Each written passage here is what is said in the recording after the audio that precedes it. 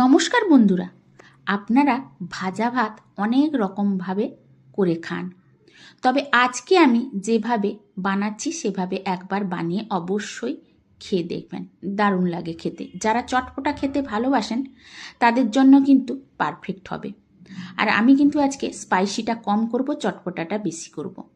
তো তার জন্য প্রথমে একটা ননস্টিক ডেকচি নিয়েছি, ওর মধ্যে সাদা তেল দিয়েছি, তার মধ্যে বাড়িতে থাকা কয়েকটা সবজি, আলু, বিট, গাজর আর বিনস, এই কয়েকটা সবজি দিয়ে ভালো করে ভেজে নিব। তার সঙ্গে একটু দিয়ে দিব লবণ।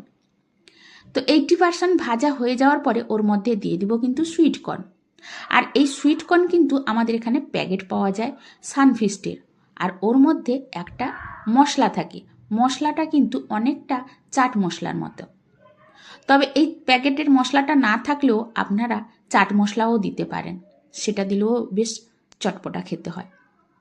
তো এই যে সবজিগুলো ভাজা হয়ে যাওয়ার পরে ওর মধ্যে কিন্তু আমি কর্ন দিয়ে দিলাম।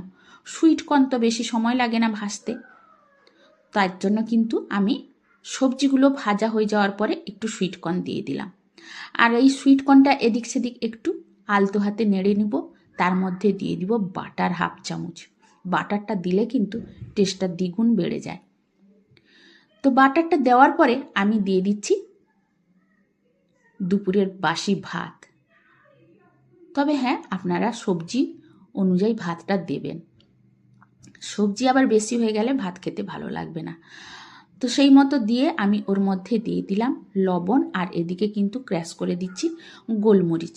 গোলমরিচটা দিলে কিন্তু টেস্টটা ভালো হয় একটু, যেহেতু স্পাইসিটা কম করছি তার জন্য একটু দিয়ে দিলাম গোলমরিচ। আর ওই কর্নের যে মশলা প্যাকেটটা ছিল ওইটা কেটে পুরোটা দেব না, যতটুকু প্রয়োজন ততটুকুই দেব। তবে এটা যদি আপনাদের কাছে না থাকে তাহলে অবশ্যই চাট মশলা দিতে পারেন, সেটা দিলেও কিন্তু দারুণ টেস্ট হয়। তো এই সব কিছু দিয়েই ভালো করে ভাতটাকে ভেজে নিব। সবজি তো ভাজা অলরেডি হয়ে গেছে, তাই কিন্তু এপিট ওপিট ভালো করে নেড়ে দিলেই হয়ে যাবে। আর শেষে একটু দিয়ে দিচ্ছি কাঁচা লঙ্কা কেটে।